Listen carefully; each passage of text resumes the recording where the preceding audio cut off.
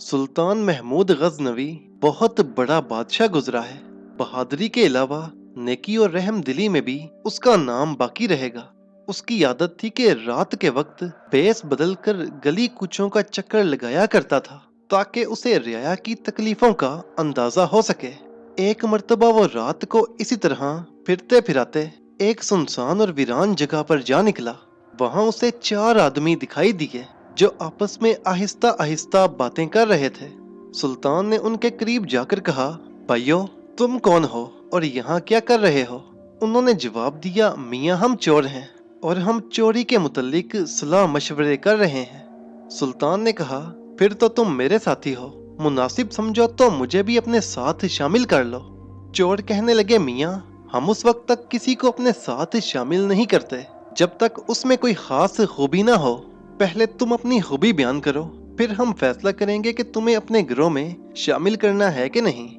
ये सुनकर सुल्तान ने कहा, खूबी तो मुझ में है, लेकिन अगर तुम बुरा ना मानो तो तुम पहले अपनी अपनी खूबियां बयान करो, फिर मैं बताऊंगा कि मुझ में क्या खूबी है। इस पर एक चोर ने कहा, मेरी खूबी ये है कि मैं सूंघ कर खजाने की जगह मालूम कर लेता हूँ, चाहे वो किसी पहाड़ की गाड़ में छुपा हो या समुद्र की तह में पोशीदा हो। दूसरे चोर ने कहा, मैं जानवरों की बोली समझता हूँ। तीसरा चोर बोला, मैं मजबूत से मजबूत ताले को बगैर किसी चाबी के खोल लेता हूँ।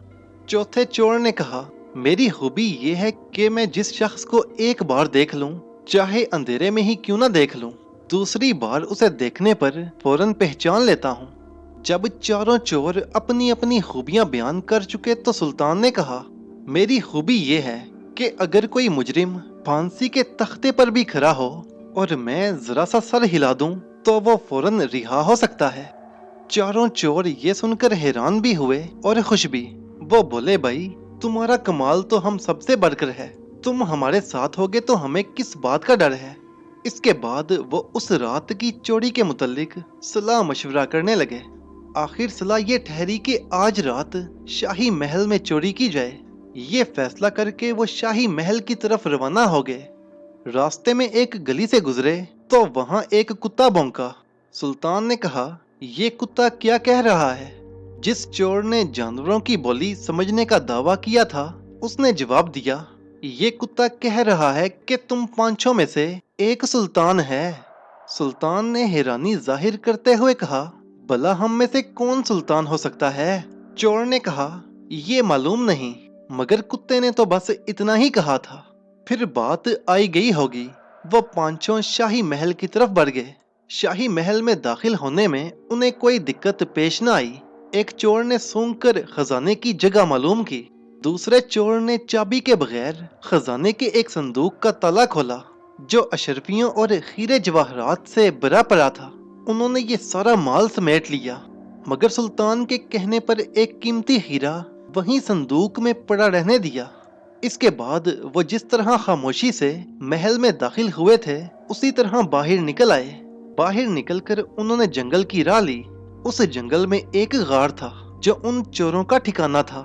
वहां पहुंचकर उन्होंने सारा माल 5 बराबर हिस्सों में तकसीम किया और जब एक हिस्सा सुल्तान को देने लगे तो सुल्तान ने कहा, दोस्तों, तुमसे मिलकर मुझे बहुत खुशी हुई है और मैं इस खुशी में अपना हिस्सा तुम्हारी नजर करता हूँ। इसके बाद सुल्तान वहां से चला आया, मगर आने से पहले उसने बातों ही बातों में आइंदा मुलाकात के बहाने उनके नाम और पते मालूम कर लिए थे।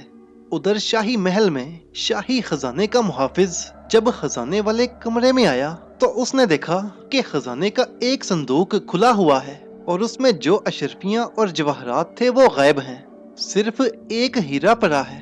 वो समझ गया कि चोरी हो गई है। उसने सोचा कि चोर संदूक का माल जल्दी जल्दी समेट रहे होंगे तो ये हीरा उनके हाथ से गिर पड़ा होगा। ये सोचते ही उसे ख्याल आया कि क्यों ना ये हीरा अपने कब्जे में कर लूं और इसे भी चोरी के खाते में डाल दूं।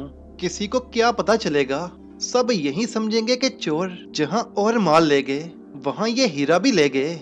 आखिर ऐसा अहमक कौन होगा जो जानबूझकर ये हीरा छोड़ देगा।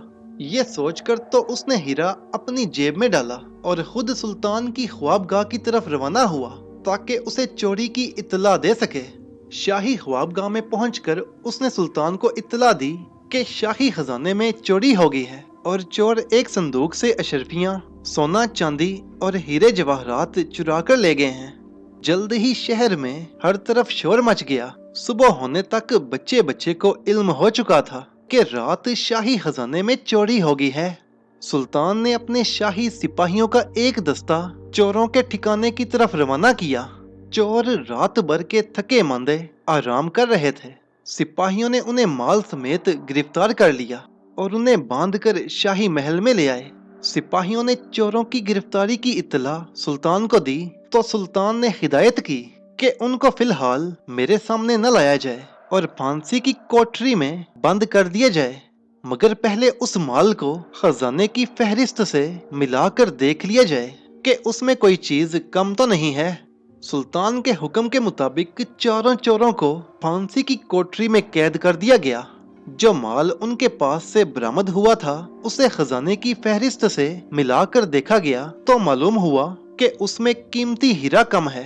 पड़ताल करने वाले अफसर ने जब ये बात चोरों को बताई तो उन्होंने कहा, मियाँ, जिस हीरे की तुम बात कर रहे हो वो तो हमने उठाया ही नहीं था। अपने पांचवें साथी के कहने पर वहीं संदूक में वो हीरा छोड़ दिया था। सुल्तान को ये बात बताई गई तो उसने मुहाफिजे खजाना को बुलाया और उससे कहा, चोरों से जो माल बरामद हुआ है उसकी पड़ताल करने वाले अफसर का कहना है कि उसमें से एक कीमती हीरा कम है। उन चोरों का बयान ये है कि उन्होंने वो कीमती हीरा वहीं संदूक में छोड़ दिया था। क्या तुम बता सकते हो कि वो हीरा कहाँ गया? मुहाफिज बोला, हुजूर, उन चोरों की बात का क्या एतबार। भला ऐसा कौन अहमक होगा जो चोरी करने आए और ऐसा कीमती हीरा छोड़ जाए। यकीनन वो हीरा भी उनमें से किसी के पास होगा और उसे कहीं छुपा दिया होगा।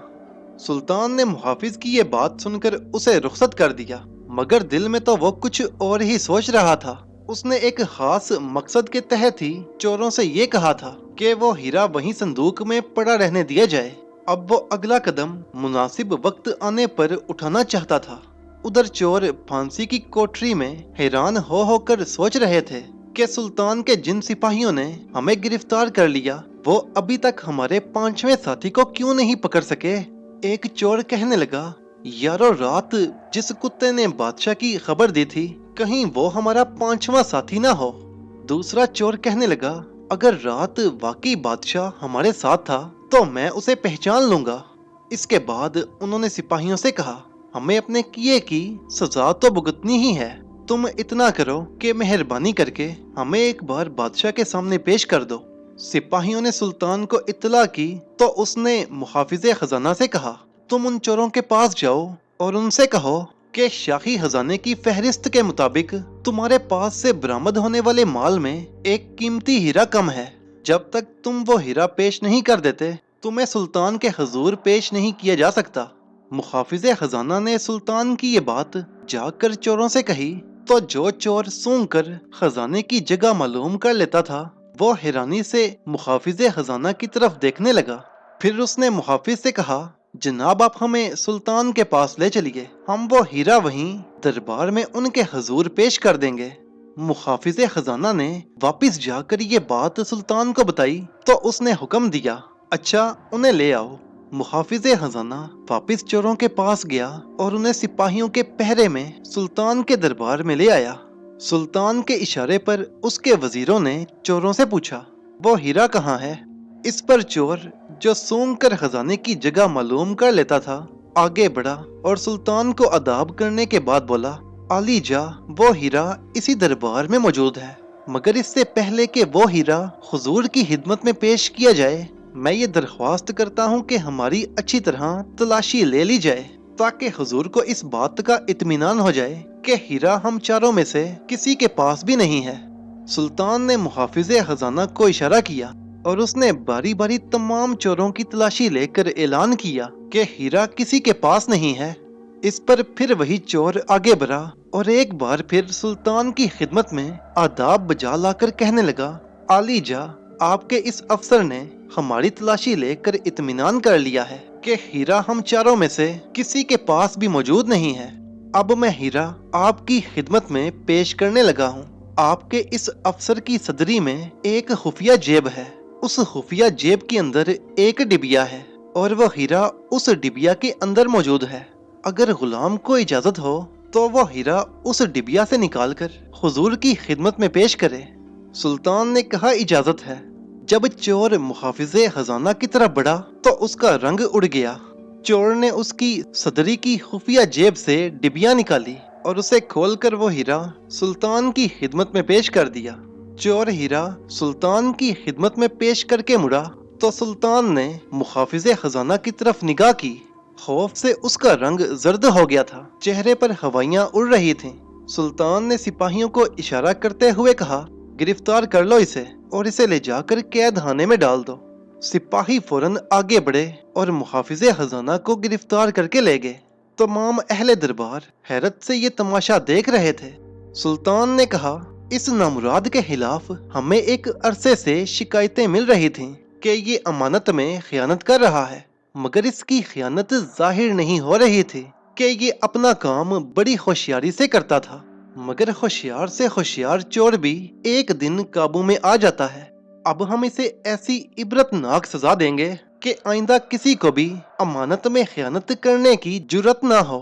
یہ کہہ کر سلطان نے چوروں کی طرف دیکھا اور ابھی کچھ کہنے نہ پایا تھا کہ چوتھا چور، جس نے سلطان کو پہچان لیا تھا، آگے بڑھا اور دست بستہ عرض کرنے لگا، عالی جاں، ہم چاروں کی خوبیاں تو آپ پر ظاہر ہو گئیں، اب آپ کے سر ہلانے کی دیر ہے۔ چور کی بات سن کر سلطان کو ہنسی آ گئی۔ اس نے وہ ہیرا جو ابھی تک اس کے ہاتھ میں تھا ان کی طرف بڑھاتے ہوئے کہا، لو یہ ہیرا اور وہ تمام مال بھی جو تم لوگوں سے برآمد ہوا تھا۔ تم سب آزاد ہو اور جہاں چاہو جا سکتے ہو۔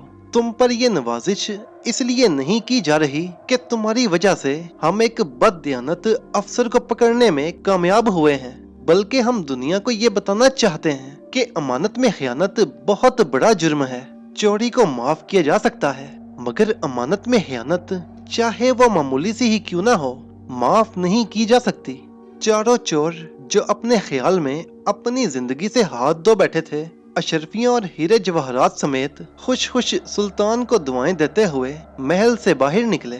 سلطان کی اس مہربانی نے ان کے دل پر ایسا اثر کیا کہ آئندہ کے لیے انہوں نے چوری سے توبہ کر لی اور باقی ساری زندگی شریف اور نیک انسانوں کی طرح بسر کی۔